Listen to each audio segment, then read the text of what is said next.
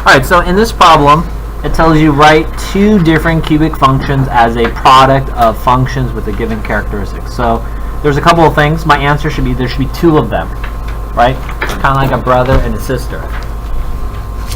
Another thing I recognize is I need a product. Product means what math operation? Multiply. So number 9 says zeros is x equals 4 with a multiplicity. Am I spelling that right?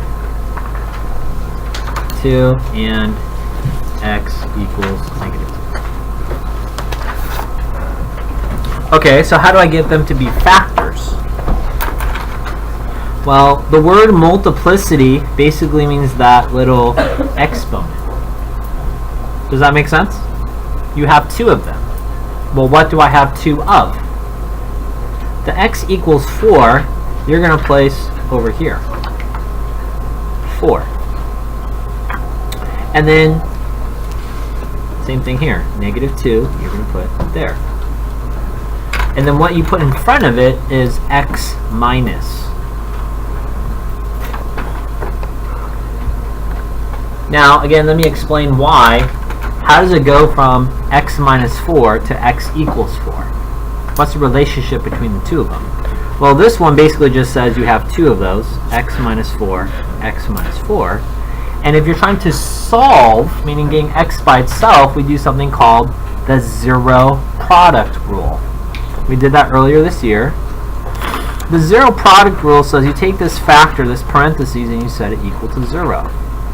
If you set it equal to 0 and solve, you get x equals 4. So when you see a problem like this, what does a multiplicity mean?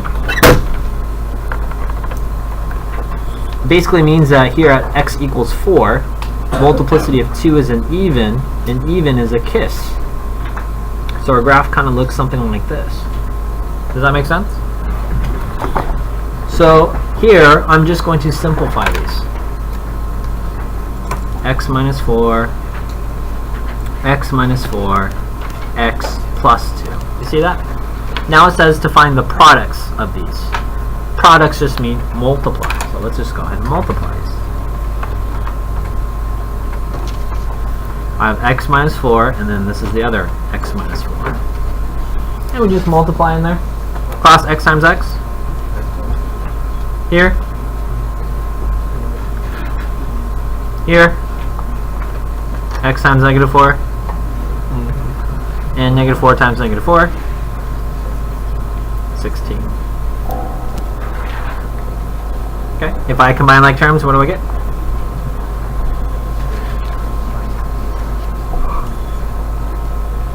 So here, I have a trinomial times a binomial. And then there, I can just multiply again.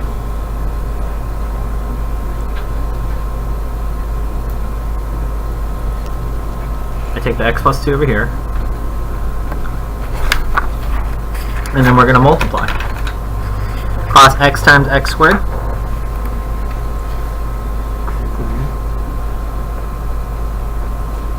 Here.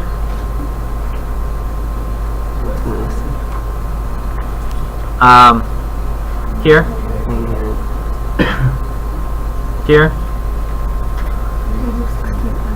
Whoa, what happened? Here. Here. Here. And if you combine like terms, what do you get? X cubed